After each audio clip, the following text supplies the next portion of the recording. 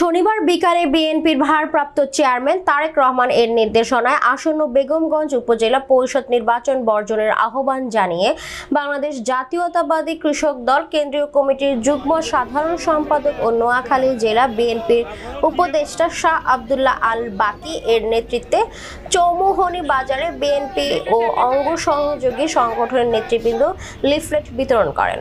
এ সময় উপস্থিত ছিলেন নোয়াখালী জেলা কৃষক দলের যুগ্ম আহ্বায়ক মোহাম্মদ তুহিন, পৌর কৃষক দলের সাধারণ সম্পাদক আব্দুর রহিম, উপজেলা কৃষক দলের যুগ্ম আহ্বায়ক মিরাজ চৌধুরী ও জসিম উদ্দিন সহ বিএনপি ও অঙ্গ সহযোগী সংগঠনের বিভিন্ন পর্যায়ের নেতৃবৃন্দ। কারণ একটাই, কারণ ভোটের আগে দিন ভোট শেষ হয়ে যায়, কখনো কখনো বিনা ভোটে দেশের সরকার গঠন করে, কখনো কখনো ভাই ভাইয়ের ঢামি নির্বাচন হয়, কখনো কখনো রাতের ভোট দিনের ভোট রাতেই কমপ্লিট করা হয়। এই জন্যই দেশনেত্রী বেগম খালেদা জিয়ার নেতৃত্বে যে বিএনপি রয়েছে, আমরা লাখ কোটি মানুষ বাংলাদেশের নির্বাচনকে আমরা বর্জন করছি।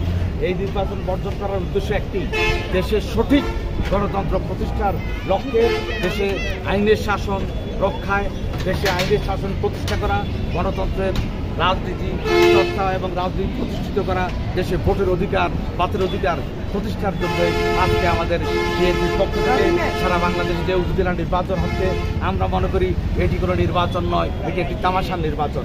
এই তামাশার নির্বাচনে এদেশের মানুষের ভাগ্যের পরিবর্তন হবে না, শুধুমাত্র একটি গোষ্ঠীর ভাগ্যের পরিবর্তন হয়েছে। আপনারা লক্ষ্য করেছেন গত 17 বছরে আওয়ামী লীগের মন্ত্রীরা পর্যন্ত বলে যারা সিগারেট চা খুঁজি খাইতো তারা আজকে হাজার কোটি টাকার মালিক, তারা ব্যাংকের মালিক।